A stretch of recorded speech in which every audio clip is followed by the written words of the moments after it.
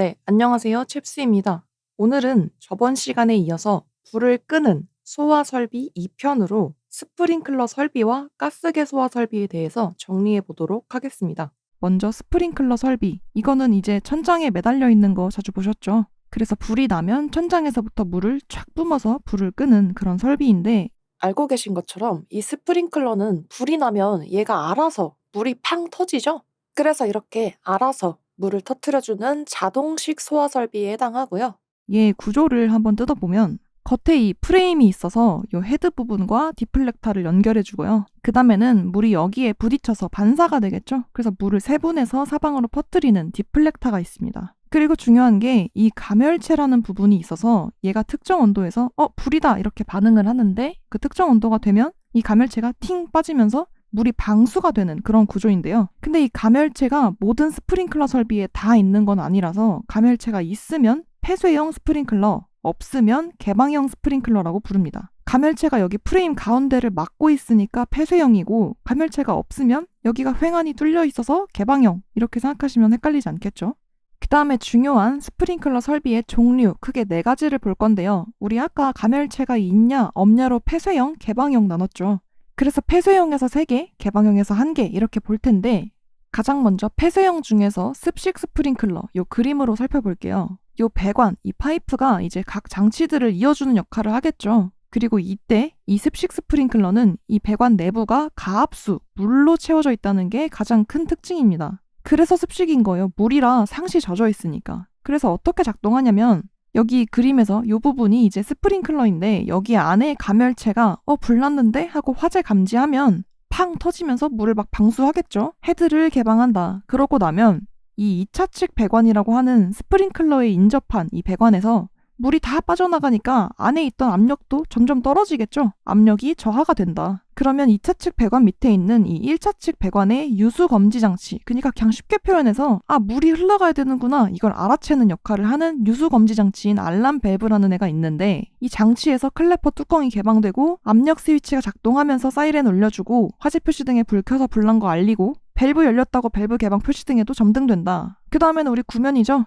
기동용 수압 개폐 장치. 얘가 1차 측에도 물 다 떨어진다. 그 압력이 떨어지는 걸 기동용 얘가 감지해서 펌프 돌려서 물 끌어온다. 이렇게 전반적으로 작동 순서를 정리하시면 좋을 것 같아요.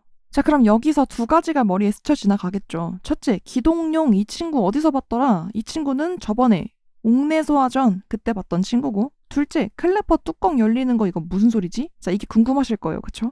자, 그러면 아래로 내려가 볼게요.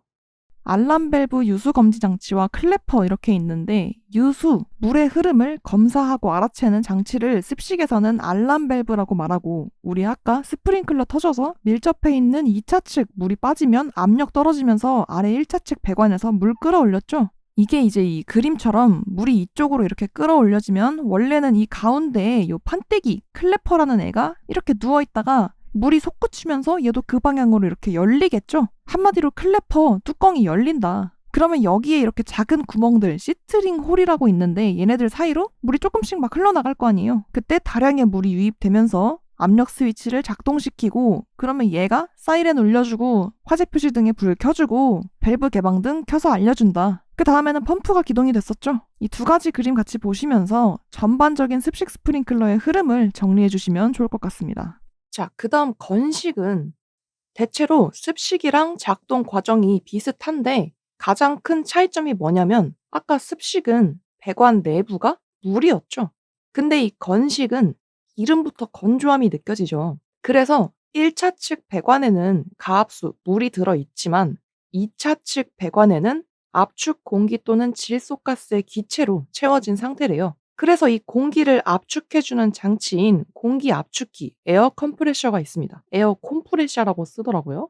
그래서 작동 순서는 습식이랑 거의 비슷해서 화재가 발생하면 일단 헤드가 먼저 개방됩니다. 그러면 거기로 물이 아니라 압축 공기 또는 질소가 방출이 되는 거예요. 그러고 나면 2차 측에 있던 공기나 질소가 빠졌으니까 그 공기압이 떨어져서 저하가 될 것이고, 그러면 역시나 클래퍼가 개방되면서 1차 측에 들어있던 물이 2차 측으로 밀려 올라가면서 헤드까지 도달하면 방수가 되겠죠. 그러면 그렇게 방수되려고 밀려 올라가던 물 중에서 일부가 좀 빠져가지고 압력 스위치가 작동해서 사이렌 울리고 화재 표시등 띄워주고 밸브 개방됐다고 밸브 개방 표시등에도 점등이 되겠고요.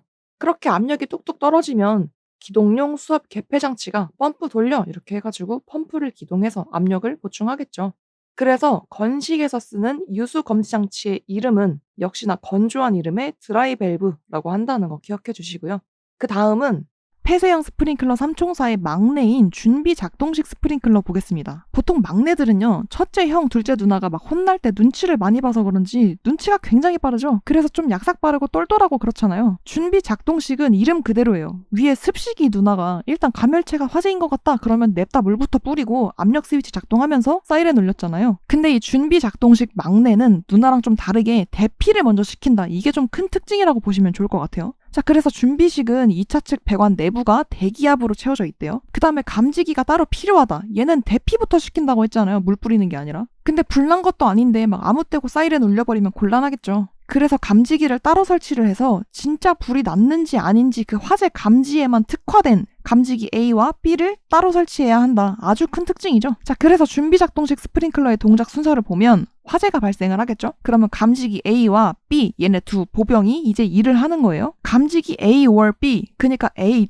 또는 B 둘 중에 하나라도 화재다 작동하면 경종 때려서 비상사태다 난리치고 화재 표시 등에 불났다고 불 켜줘서 화재라고 동네방네 소리친다. 그러면 사람들이 불난 건가? 확실하진 않지만 일단 대피부터 하자 이렇게 되겠죠. 사람들 입장에서는 일단 안전하게 대피부터 할 수 있다는 거. 근데 그러다가 뭐 좀 더 지켜보니까 A and B, A와 B가 둘 다 야 이건 볼 것도 없이 무조건 화재야. 너도 동의? 나도 동의. 이렇게 감지기가 둘 다 작동해버리면 준비 작동식의 유수 검지 장치, 아까 그 물 흐르는 거 알아채는 장치, 얘가 나도 움직일게 하면서 솔레노이드가 어쩌고 해서 밸브를 열고 뭐 사이렌 울리고 밸브 개방 표시 등 불 켠 다음에 2차 측, 아까 대기압 상태였죠? 여기로 물 끌어올린다. 급수해서 요 스프링클러 근처에 송수되었다가 불이 계속 커져가지고 이 감열체가 팡 터지면 그때 헤드가 열리면서 물 뿌리기 시작하고, 그러면 나중에 물이 더 필요해지면 펌프 기동해서 계속 끌어올리겠죠. 그래서 그림으로 한 번 더 보면 첫째 누나 습식이랑 얼추 비슷하죠. 근데 제일 위에 감지기 A, B 이 보병들이 있어서 화재 감지만 조지는 애들이 있고, 얘네 둘 중에 하나만 화재인 것 같은데 의심되면 경종 때리고 화재 표시 등 점등하고, 만약에 감지기 둘 다 만장일치로 화재다 그러면 대피도 시키고 물도 뿌리면서 소화까지 한다. 그 여기 수동 조작함 SVP 이렇게 있는데 우리가 점검을 하려면 진짜로 물이 뿜어져 나오는지까지 확인을 할 수 있어야겠죠. 그래서 감지기 둘 다 작동하거나 아니면 수동 조작함에서 수동 기동 장치 내가 임의로 기동해보겠다고 장치 건드렸을 때 이 모든 설비가 작동을 하게 된다. 그래서 준비 작동식의 2차 측 배관에는 대기압이 차 있는데 리얼로 화재가 났거나 수동 조작했을 때는 이 유수 검지 장치가 작동을 해서 물 뿜고 펌프도 기동된다고 했죠. 그래서 이 준비 작동식의 유수 검지 장치 보면 이름이 프리액션 밸브래요. 아까 습식이의 유수 검지 장치 이름 뭐였죠? 알람 밸브에 클래퍼 있었죠. 근데 막내 이 준비 작동식의 유수 검지 장치는 이름도 좀 멋있게 프리액션 밸브래요. 요거는 제가 뭐 아주 정확한 작동 기제를 설명하기에는 부족함이 좀 있겠지만 정말 쉽게 표현하자면요. 요 부분처럼 이렇게 약간의 물로 이 물이 솟구치는 걸 막고 있다가 감지기 A와 B가 모두 동작해서 야 이거 빼박 화재다 이렇게 둘 다 동의하면 중간 챔버와 연결된 전자 밸브인 솔레노이드 밸브라고 하는 이 전자식 밸브가 개방되면서 여기 있던 물이 쪼로록 배수가 돼서 압력이 감소하겠고요. 그러면 막혀있던 게 뚫렸으니까 물이 솟구쳐서 유수가 되겠죠. 그래서 이런 그림이 보이면 이거는 준비 작동식 막내의 유수 검지 장치인 프리액션 밸브이고 솔레노이드 밸브, 솔밸브가 개방되면서 물이 배수돼서 압력이 감소하고, 그러면 1차 측에 있던 물이 2차 측으로 유수되게 하는구나. 이렇게 생각해 주시면 될 것 같습니다. 그다음 개방형 스프링클러 설비는 딱 한 개밖에 안 나옵니다. 일제 살수식이에요. 말 그대로 뭐가 막혀 있는 게 없이 개방되어 있으니까 불이 나면 일제히 살수, 냅다 물을 들이붓겠다. 그래서 대체적으로 이 개방형의 작동 원리는 준비 작동식이랑 거의 비슷한데, 준비 작동식은 폐쇄형 헤드였고 일제 살수식은 개방형이라는 차이가 있죠. 그래서 1차 측에는 물이 채워져 있고 2차 측은 준비 작동식처럼 대기압 상태로 있다가 화재가 발생하면 감지기 A or B 둘 중에 하나만 감지를 했을 때는 일단 경종이나 사이렌 울려서 대피시키고 화재 표시 등 띄워주는데, 그러고 있다가 A and B, 감지기 A, B가 둘 다 이제 화재라고 결론을 지으면 일제 개방 밸브가 작동해서 솔밸브 작동하면서 중간 챔버에서 물 쪼르륵 배수해서 압력이 일부 감소할 것이고, 그러면 밸브가 개방되면서 압력 스위치 작동하겠죠. 그러면 사이렌과 밸브 개방 표시 등까지 점등이 되고 2차 측으로 물이 급수돼서 헤드를 통해 방수가 됩니다. 이 개방형 헤드가 이미 개방된 상태죠. 그래서 이 부분이 준비 작동식이랑 또 차이가 있다면, 이미 개방돼서 열려있는 헤드를 통해서 방수가 이루어진다. 개방된 헤드를 통해 방수, 이렇게 봐주시면 되겠습니다. 그래서 아래쪽 종류별 특징과 장단점은 지금까지 본 폐쇄형에서 3가지와 개방형 1가지를 한눈에 볼 수 있도록 표로 다시 한번 정리한 건데요. 배관 내부가 어떤 내용물로 채워져 있는지랑, 그리고 이 작동 순서는 한 번씩 쭉 읽어보시면서 정리해 주시면 될 것 같은데요. 저희는 이 각각의 장단점을 한번 같이 정리해 볼게요. 먼저 폐쇄형 중에서 첫째, 습식기는 이 배관 내부가 다 가압수, 물로 채워져 있다 보니까 겨울철에 날씨가 추워지면 동파될 우려도 있겠고, 여기 쓰여 있진 않지만 배관이 부식될 가능성도 높겠죠. 그래서 장소가 제한적이라는 단점이 있고요. 또 대피보다도 일단 물부터 뿌리다 보니까 얘가 오작동한 경우에는 생각만 해도 막 난감하죠. 오작동했을 때 그 물 때문에 수손 피해가 크다는 게 이 습식의 단점인데요. 이런 단점에도 불구하고 이 습식을 쓰는 이유는 구조가 간단하고 저렴하대요. 이거 무시 못하죠. 설치하기 쉽고 싸니까 그게 습식의 큰 장점이고요. 또 일단 물부터 뿌리니까 진짜 화재가 맞았다면 신속하게 소화할 수 있다는 것도 장점이 되겠죠. 그리고 다른 방식에 비해서는 뭐 들어갈 게 더 없으니까 유지 관리하기가 용이하다, 이런 점들이 장점이 되겠습니다. 그 다음 둘째, 건식이는 2차 측 배관이 메말라 있으니까 동결의 우려가 없으니 옥 외에도 사용할 수 있다는 게 장점이고요. 이게 화재가 발생하면 제일 처음 나가는 게 압축 공기였잖아요. 그래서 화재 초기에 이 공기 때문에 오히려 이 화재를 촉진시키는 원인이 되기도 하겠죠. 그리고 물 뿌리기 전에 공기가 먼저 나가는 시간이 있기 때문에 그만큼 살수되기까지 시간이 좀 지연될 것이고, 또 이 구조도 좀 복잡하다는 게 이 건식의 단점이 되겠습니다. 그럼 이 막둥이 준비 작동식은 첫째 습식이와 둘째 건식이의 단점을 보완해서 나왔겠죠. 그래서 2차 측이 대기압 상태로 말라 있으니까 역시나 동결 우려 같은 건 없을 것이고, 또 설령 오작동을 했더라도 물을 뿌리기 전에 일단 대피부터 시켰으니까 수손 피해가 없다는 게 또 장점이 되겠죠. 그래서 그런 같은 맥락으로 헤드를 열기 전부터 경보를 먼저 때려주니까 빠르게 대피할 수 있는 그런 대처가 용이하다는 게 큰 장점인데요. 대신에 감지기도 따로 설치해줘야 되고 막 구조도 복잡해서 공사비가 비싸다는 거. 그래서 이렇게 여러 가지를 설치해야 하다 보니까 2차 측 배관을 부실공사, 좀 부실하게 시공할 우려가 있다. 이런 것들이 준비 작동식의 단점이 되겠습니다.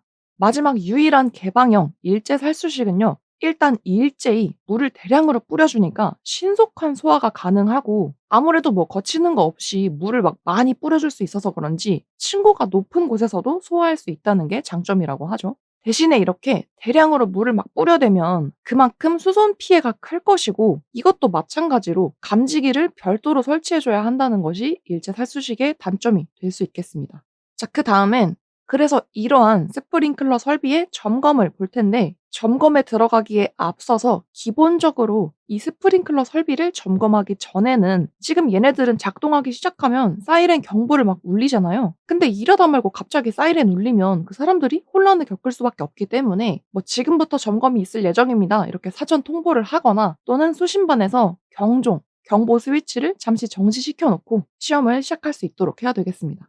그래서 앞서 본 습식 스프링클러 점검 먼저 보면, 첫째, 말단 시험 밸브를 열어서 가압수를 배출한다. 그림 잠깐 다시 볼게요. 이 스프링클러 끝다리에 보면 시험 밸브 함이 빼꼼 이렇게 있어요. 얘 문을 열어보면 이 밸브 말단에서 시험을 해보라고 대놓고 이름이 말단 시험 밸브인 애가 있어요. 그 밸브를 풀어요. 열어서 물을 임의로 배출시켜 보는 거예요. 우리 사무실에서 스프링클러 밑에다가 라이터 대가지고 진짜 물 터트려버리면 컴퓨터 막 다 날아가고 난리 나겠죠. 그니까 아예 뭐 창고 같은 안전한 곳에서 이 말단 시험 밸브 열어서 물을 일부러 좀 배출을 시켜봐가지고 그러면 스프링클러를 터트린 것처럼 이 2차 측 압력이 떨어지고 클래퍼 개방되고 이런 과정들이 똑같이 이루어지는지를 점검해 볼 수 있다는 거죠. 그러고 나면 그 시트링홀에서 물이 어쩌고 빠져나가면서 압력 스위치 작동한다고 했었죠. 그 압력 스위치가 지연 장치라고 해서 한 4초에서 7초 정도? 가만히 이게 진짜 불이 난 게 맞는 거야 아닌 거야 이렇게 판단을 할 수 있도록 고안된 지연 장치라는 게 있는데 그 지연 장치에 설정된 시간 약 4초에서 7초 정도 일정 시간 동안 신호를 받으면 이렇게 동작 전에는 떨어져 있던 이 접점이 지연 시간 후에는 요렇게 딱 붙으면서 압력 스위치가 작동을 하게 되겠습니다. 그래서 이렇게 작동하고 나면 이게 지금 실제 상황을 대비해서 원래 움직여야 하는 그 과정들을 다 제대로 해 주는지를 확인하고 싶은 거니까 그대로 똑같이 작동을 하는지 봐야 되겠죠. 그래서 이렇게 압력 스위치가 작동했을 때 습식의 확인 사항은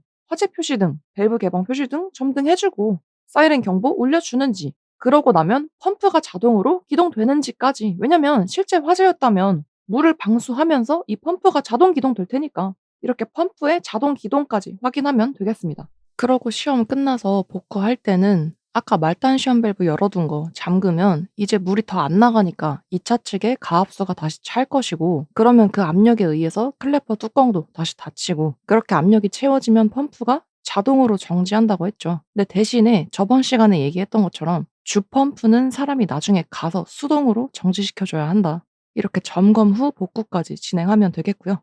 그다음 준비 작동식의 점검은 사실상 유수 검지 장치를 작동해서 잘 돌아가는지를 확인하는 건데, 그 준비 작동식의 유수 검지 장치를 작동시키는 방법은 총 5가지가 있습니다. 우선 이 막내의 특징이 1단 대피였죠.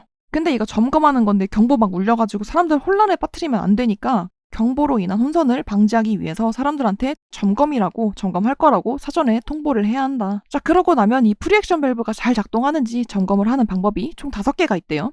첫째, 우리 감지기 있었죠? 근데 프리액션 밸브는 물까지 뿜어주는 애니까 감지기 2개를 모두 작동시켜 봐야 되겠습니다. 감지기 A and B 둘 다 작동시켜 본다. 감지기가 둘 다 작동했을 때 물까지 뿜었으니까 그쵸? 그래서 2개를 모두 작동을 시켜봐야 되고, 둘째, 수동 조작함 있었죠? SVP. 수동 조작 스위치 눌러가지고 작동시켜보거나, 셋째, 수동 기동 밸브를 개방해본다. 똑같은 소리겠죠. 어쨌든 내가 수동으로 직접 밸브 개방해서 틀어보겠다. 넷째, 수신기에서 스위치, 수동 위치의 작동. 이거 우리 MCC랑 감시 제어반 생각해보면 어렵지 않죠. 어쨌든 2, 3, 4번이 다 비슷한 소리예요. 수동으로 뭘 작동시켜보거나, 마지막 5번째, 수신기에서 동작하는지 시험해 보겠다고 동작 시험 스위치 누르고 회로 이렇게 똑똑똑 돌리는 거 있어요. 그거 같이 조작해서 점검해 본다. 이렇게 프리액션 밸브 점검 방법 5가지 봤고요. 이 점검을 통해서 알 수 있는 거, 점검 시 확인 사항은 크게 2가지 경우로 정리할 수 있어요. 감지기가 하나만 작동했을 때,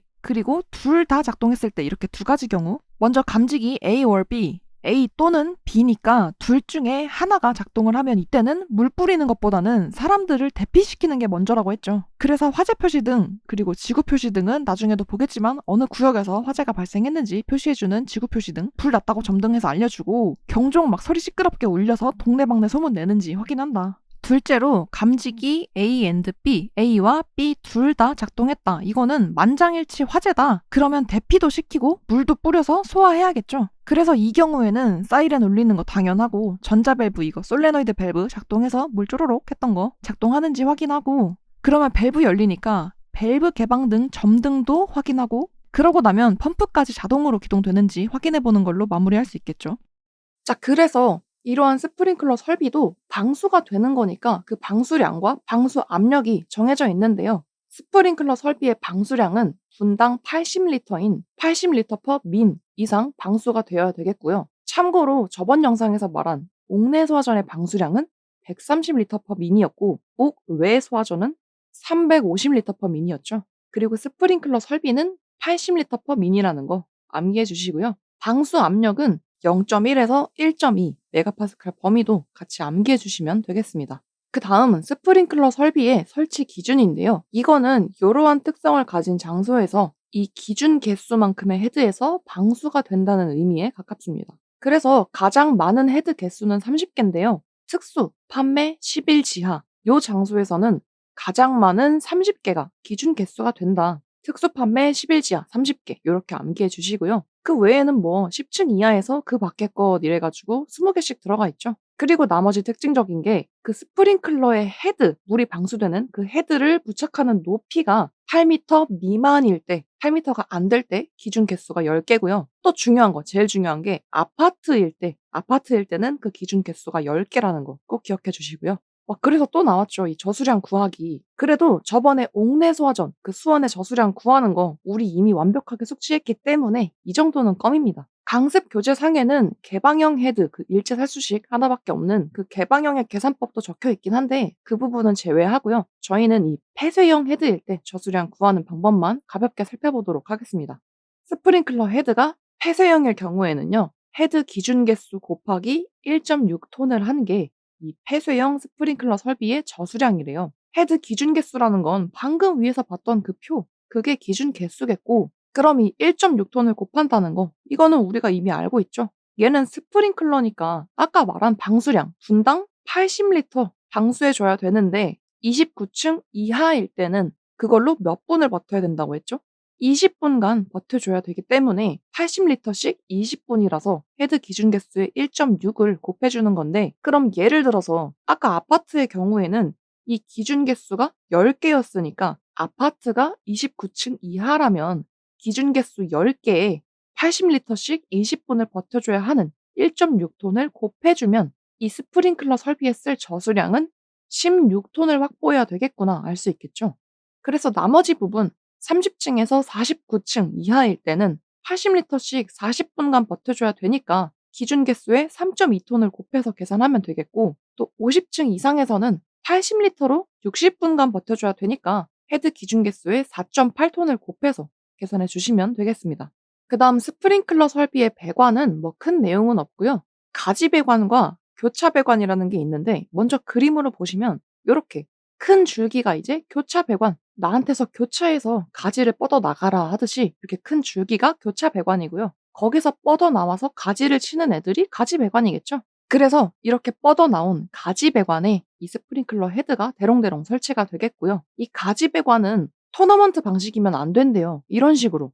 이렇게 물이 또 가지를 타고 막 쪼개지면서 토너먼트 하듯이 내려오면 안 되고요. 지금 이 그림처럼 이런 형태로 가지 배관에 바로 헤드가 설치돼야 되겠습니다. 그리고 큰 줄기였던 이 교차 배관에서 이렇게 분기되는 요 지점을 기준으로 한쪽 배관에 설치할 수 있는 헤드 개수는 8개까지 8개 이하라고 합니다. 그러니까 이것보다 더 늘어나 가지고 막 9개, 10개를 설치하면 갈수록 압력이 많이 떨어져서 제대로 전달이 안 되기 때문에 이런 규정을 만들었겠죠. 그래서 교차 배관에서 이렇게 분기되는 요 지점을 기준으로 한쪽 가지 배관에는 헤드를 8개까지 8개 이하로 설치한다는 거 기억해 주시면 되겠고요.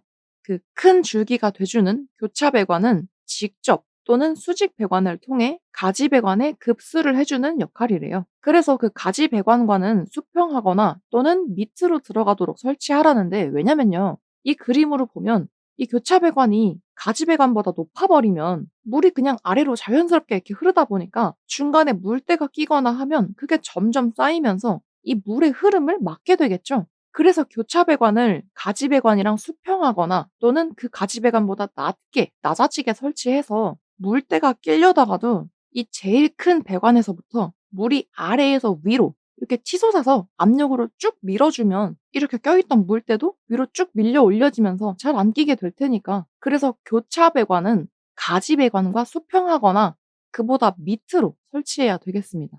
다음 펌프 성능 시험은 저번 시간에 옥내 소화전에서 성능 시험 배관 얘기할 때 잠깐 설명했던 거라서 금방 이해가 되실 거예요. 그러니까 쉽게 말해서 이 펌프 성능 시험은 어떤 변수가 생겼을 때 펌프가 제 기능을 잘 하는지 그거를 시험하는 건데 크게 세 가지로 나누지만 사실상 두 개를 중점적으로 봐주시면 돼요. 지금 보시면 최절 운전이 있고 전격 부하 운전 그리고 최대 운전이 있죠. 그러면 이름만 딱 보셔도 전격이라는 건 뭐 정해진 규격 이런 느낌이니까 얘가 기본이 되는 정상 규격이겠고 최절 운전이랑 최대 운전이 그 위아래로 뭔가 변수가 있는 애들인가 보네 이렇게 생각해 보실 수 있겠죠. 그래서 최절 운전이라는 건 저번 영상에서도 봤던 것처럼 물이 들어오는 게 없는데 이 펌프가 바보같이 그것도 모르고 혼자 공회전하고 있는 거. 그래서 과부하가 걸리지 않게 압력을 방출해 줘야 한다고 했죠. 누가?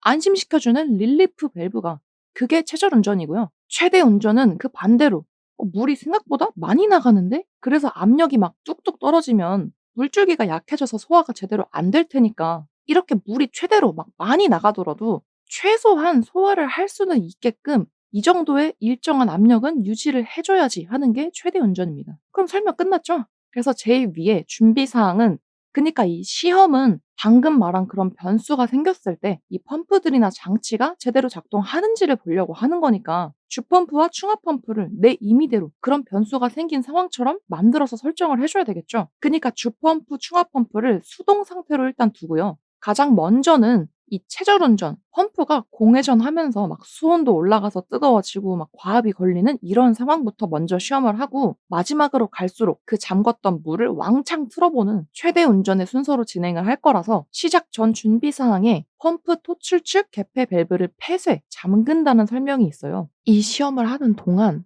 내가 원하는 쪽으로 물이 흘러서 시험이 원활하도록 이쪽 밸브는 우선 잠그고요. 그다음 제가 최절운전이 물이 없는 상태에서 펌프가 공회전하는 거라고는 했지만 어쨌든 지금 이 최절운전의 포인트는 과압이 발생했을 때 순환배관상에 있는 릴리프 밸브가 작동해서 그 압력을 해소시켜 주는지 그게 핵심 포인트거든요. 그러니까 중요한 건 과압이 걸리게끔 해 주면 되는 거겠죠. 그래서 이 시험을 위한 성능 시험 배관상의 개폐 밸브를 잠깁니다. 그러고도 물이 빠져나가는 것이 더 없도록 여기 유량 조절 밸브, 물이 나가는 양을 조절하는 이 밸브도 잠금 상태로 나가는 물의 양이 없는 토출량 0의 상태로 만듭니다. 그러고 나면 주펌프를 수동으로 임의로 기동을 시켜버리는 거예요. 그러면 이제 물이 막 아주 다 꽉꽉 막혀 있는 상태에서 펌프가 펌핑을 계속 하다 보면 수온이 막 상승하고 압력이 계속 높아지겠죠. 근데 얘가 압력이 무한정 올라가서 배관을 터트려 버리면 안 되니까 펌프가 토해내는 압력이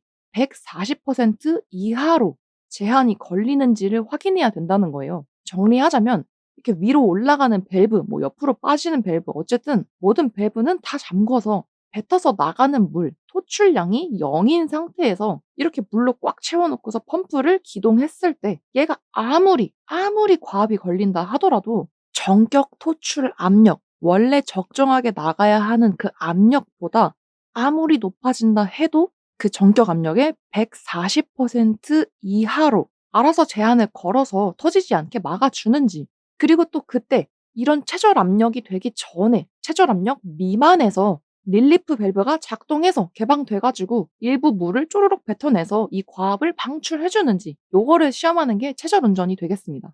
그다음 전격 부하 운전은 간단합니다. 지금 이 최절 운전하느라 잠궈 놨던 여기 있는 이 개폐 밸브를 완전히 열어 주고요. 그런 다음에 이 유량 조절 밸브를 살짝 개방해서 물이 좀 빠져나갈 수 있게 숨구멍을 조금 트여 줍니다. 그러고 나서 주펌프를 기동시켜 놓고서 이제 이 유량계, 물이 흘러가고 있는 이 수치를 보면서 유량 조절 밸브를 슬슬슬 더 열어줘 가지고 유량이 100%가 됐을 때 이때가 전격이니까 100%겠죠? 이렇게 전격 토출량, 딱 전격으로 물을 토해내고 있는 순간에 압력을 재봐 가지고 원래 그때 딱 이만큼으로 나와줘야 한다고 정해져 있는 그 전격 토출 압력 이상으로 잘 나와주면 정상이다. 이렇게 체크를 합니다. 그러고 나면 이제 이 최대 운전은 옥내 소화전이나 스프링클러 설비가 물을 막 쏟아내는데 그게 생각보다 너무 많이 나가는 거예요. 그렇게 토해내는 물의 양이 100%를 넘어서 막 150%에 육박하더라도 압력이 그래도 일정 수준 이상은 유지를 해 줘야 이렇게 힘있게 물을 계속 쏴서 불을 끌 수 있을 테니까 이 최대 운전 시험을 할 때는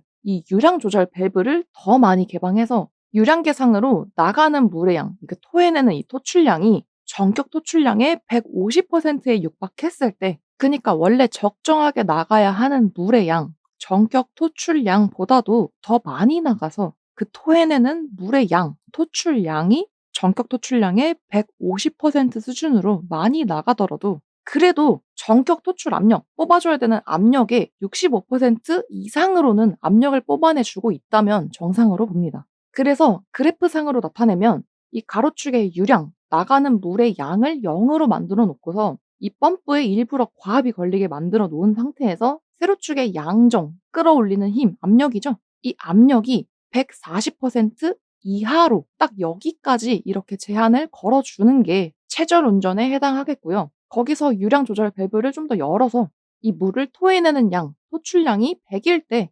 압력도 100% 전격 이상이 되면 정상으로 보는 것이 이 전격 부하 운전이겠죠. 그리고 거기서 유량 조절 밸브를 더 많이 열어서 토해내는 양, 토출량이 전격의 150%에 육박하더라도 그래도 어느 정도는 힘있게 물을 쏠 수 있도록 이 전격 토출 압력의 65% 이상으로 힘을 내줘야 하는 것이 최대 운전에 해당하겠습니다. 그래서 이 부분은 이 숫자가 몇 퍼센트인지 그건 당연하고요. 이상인지 이하인지 그리고 릴리프 밸브는 특히 최저 압력 미만이었죠. 그러한 기준을 정확히 기억해 주셔야 되겠고요. 또 이 그림이 문제로 같이 잘 나오거든요. 그래서 어느 밸브를 개방하는지 또 폐쇄하는지 이런 것까지 복합적으로 같이 섞어서 문제가 나오기 때문에 친정리 교재와 또 모의고사 문제집을 통해서 여러 예제를 접해보시면 좋을 것 같습니다. 그래서 이러한 펌프 성능 시험을 진행할 때는 정확한 시험을 위해서 유량계, 그 물이 흘러나가는 양을 수치로 보여주는 측정계죠. 그 유량계에 작은 기포라도 유입되지 않도록 해야 되겠고, 그런 걸 예방하기 위해서는 흡입 배관에 공기가 유입되지 않게 하고 또 후드 밸브가 수면에 너무 가깝지 않도록 해야 되겠고요. 펌프의 공동 현상, 그 물이 막 빠르게 흐르면서 안에 빈 공간이 생겨서 기포가 생기는 그러한 공동 현상이 발생하지 않도록 유의해서 시험을 진행해야 되겠습니다.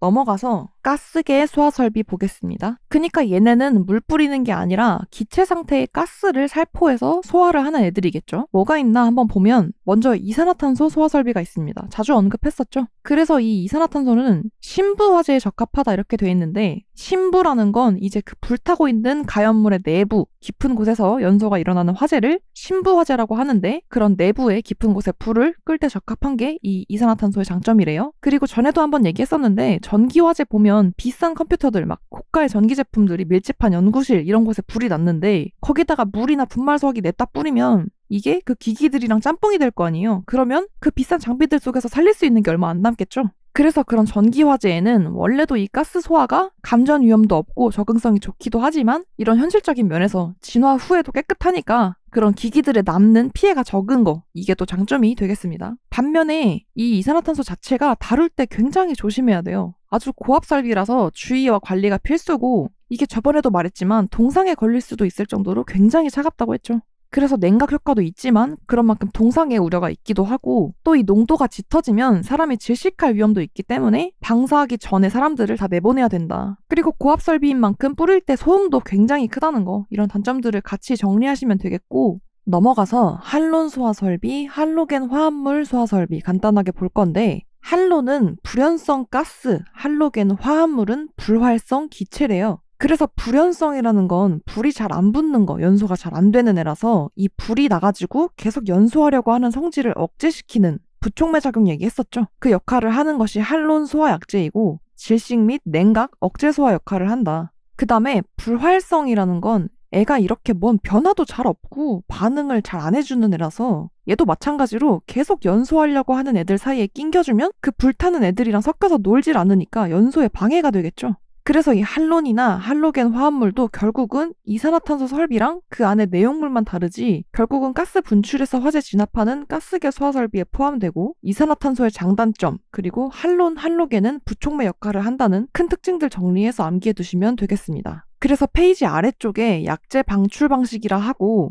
세 가지 그림이 나와 있는데 어렵지 않아요? 자, 가스 분출해서 불 끄는데 어떤 밀폐된 공간에서 헤드를 고정시켜 놓고 이 방호구역 전체에 쫙 방출할 거다. 그러면 전체 구역이니까 전역 방출 방식이고 두 번째 그림처럼 화재가 발생한 부분에만 소화약제 집중적으로 뿌리겠다. 그러면 국소 부위니까 국소 방출 방식이라고 한다. 마지막으로 사람이 이거 이동식으로 끌고 가서 뿌리는 거는 호스릴 방식이라고 하는데 이 약제 방출 방식들은 그림과 간단한 특징 그리고 그 이름을 뭐라고 하는지 정확히 기억해 두시고 넘어가면 되겠습니다.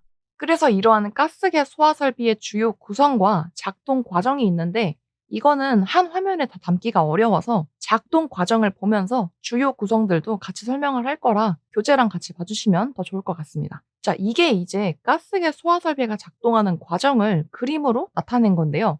지금 이 공간이 가스계 소화 설비가 설치된 어떤 전기실 같은 거죠. 가장 먼저 화재가 발생하거나 그러면 여기 있는 이 감지기가 동작을 해서 화재를 알아차리거나 또는 이 수동기동 장치라고 하는 이 장치를 통해서 사람이 수동으로 신호를 보낼 수도 있는데요. 이 수동기동 장치는 화재가 발생하면 사람이 수동으로 조작을 해서 뭐 소화 약제도 뿌리고 또는 이거 지금 화재 아니야. 그러면 수동으로 이렇게 누르고 있으면서 약제의 방출을 좀 지연시킬 수 있는 방출 지연 스위치도 있는 그런 장치인데요. 그래서 보호 장치나 전원 표시 등도 같이 내장돼서 붙어 있는 구조라고 합니다. 그래서 이렇게 감지기 작동이나 또는 수동기동 장치에 의해서 화재 신호가 보내지면 그 신호를 누가 받냐면 제어반, 이 제어반 수신반 이런 것들은 얘네가 엄청 똑똑한 총사령관이라고 했죠. 이 모든 설비를 아우르는 총사령관인 제어반에게 화재 신호가 갑니다. 그럼 이제 이 제어반이 야 불났대 약재 뿌려라 이렇게 명령을 해서 그 명령을 따르는 애가 여기 솔레노이드 밸브입니다. 이거 아까 프리액션 밸브 할 때도 똑같은 이름이 나왔었는데 둘이 완전히 다르게 생겼어요.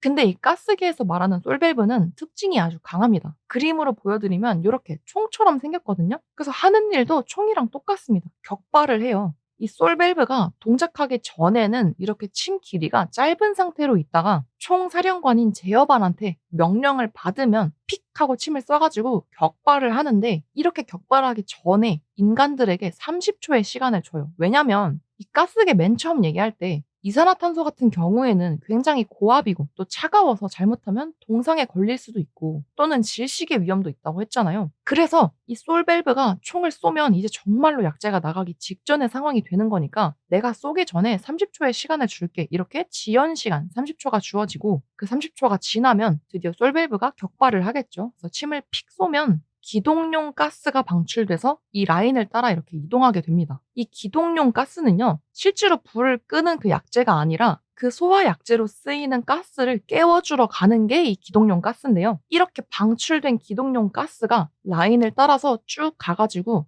여기 있는 선택 밸브를 열어요. 이 선택 밸브를 개방해서 가스가 들어있는 저장 용기를 개방시킵니다. 지금 보시면 진짜로 불을 끌 때 쓰이는 이 가스가 저장 용기 이게 세 통에 담겨서 쭈르륵 나열이 되어 있죠. 왜냐면 화재가 발생했을 때 이 가스 소화 약재를 쓰는 방이 하나가 아니라 여러 개일 수도 있잖아요. 그러니까 그 건물에 이런 구역이 여러 개인 경우에는 이렇게 저장 용기도 여러 개일 테니까 이 선택 밸브가 얘네들 중에서 지금 불이 난 그 방에 연결돼서 뿌려져야 하는 녀석을 선택해서 보내는 역할인데요. 그러니까 다시 정리하면 솔밸브가 격발해서 기동용 가스를 먼저 보내고 그 기동용 가스가 선택 밸브를 툭 쳐가지고 이 선택 밸브가 진짜 소화 약재로 쓰여야 하는 이 가스가 담긴 저장 용기들 중에서 그 화재실로 가야 하는 녀석을 선택해서 보내는 거죠. 그러면 이제 그 진짜 가스, 소화 약재가 화재실에 설치된 방출 헤드를 통해서 방출이 되고 소화가 이루어지겠죠. 그러니까 그 방출 헤드는 이 가스 약재가 나가는 부분이겠죠.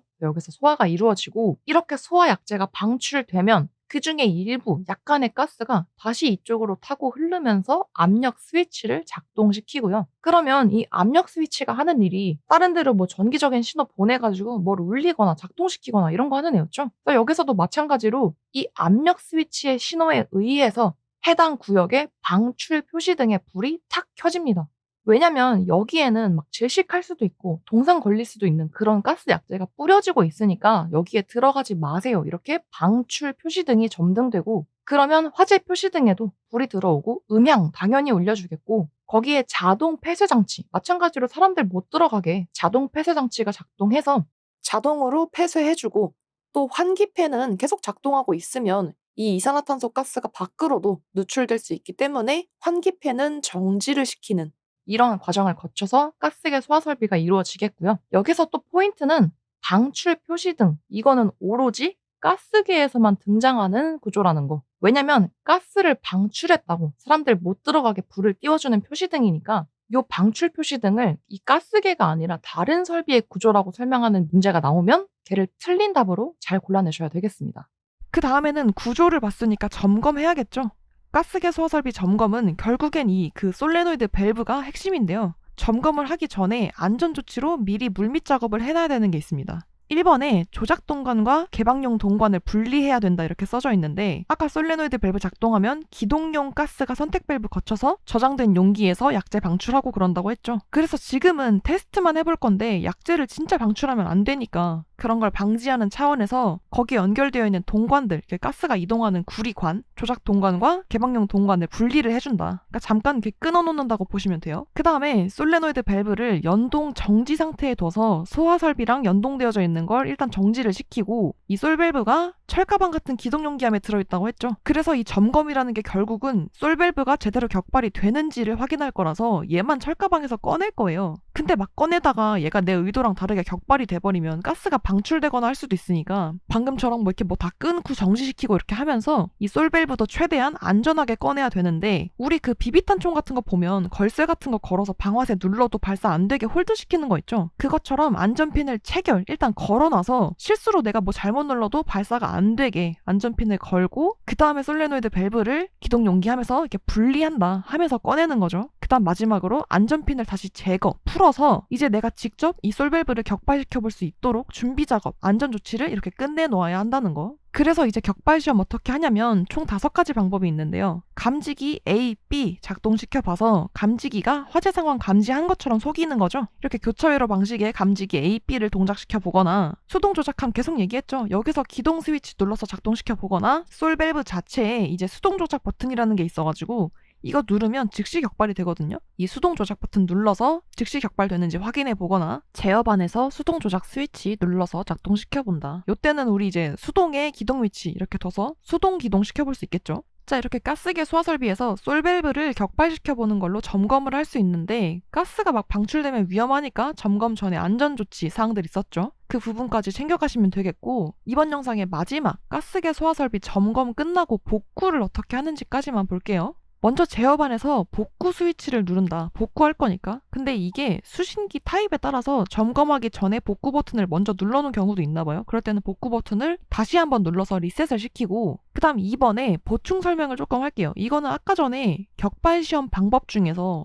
제어반 수동 조작 스위치를 수동의 기동 위치로 둬서 수동 기동했었죠. 이거를 우리 MCC 감시 제어반 했던 것처럼 다시 평상시 위치인 자동의 정지 위치로 둔다는 의미로 연동 정지 위치에 둔다. 이때 자동이랑 연동이 같은 말이거든요. 같은 버튼이에요. 그래서 평상시 위치인 연동 또는 자동의 정지로 두라는 건데 이게 같은 설정인데 다른 말로 표현될 수 있는 게 제어반에서 가스계 소화 설비를 연동 상태로 둔다. 이렇게 말할 수도 있어요. 가스계 소화 설비를 아까는 정지로 잠깐 잠궈놨지만 이제는 복구를 해서 다시 원래 상태, 평상시에 언제든지 불이 나면 자동으로 작동할 수 있도록 연동 상태로 돌려놓겠다는 말이니까 가스계 소화 설비를 연동으로 둔다는 거나 솔밸브를 아까처럼 연동의 정지 위치로 둔다는 게 결국은 같은 말인데 이 연동이라는 말 때문에 연동을 하라는 거야, 연동 정지를 하라는 거야 약간 헷갈릴 수도 있을 것 같아요. 그래서 어쨌든 결론은 연동을 하겠다는 건데 솔밸브 입장에서는 연동 또는 자동의 정지 위치니까 연동 정지로 두라는 말이 나오는 거고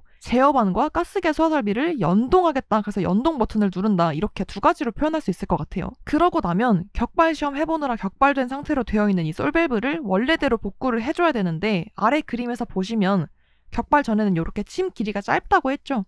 이거를 이 화살표 방향으로 침을 눌러서 원래의 짧은 상태, 격발 전 상태로 복구를 시킨다. 그 다음에는 이제 점검 전에 했던 거 반대로 하면 됩니다. 실수로 눌리면 안 되니까 안전핀 채운 상태로 기동용기함, 그 철가방에 다시 집어넣어야겠죠? 그래서 기동용기와 결합을 시키고 그런 다음에는 이 안전핀이 꽂힌 상태로 있어버리면 나중에 무슨 일이 생겨도 발사가 안 되니까 작동을 안 하겠죠? 그래서 복구를 할 때는 이 안전핀을 마지막에 분리해서 빼놔야 된다. 그 다음 제일 마지막에는 조작 동관들 분리해놓은 거 다시 결합해서 끝내면 된다.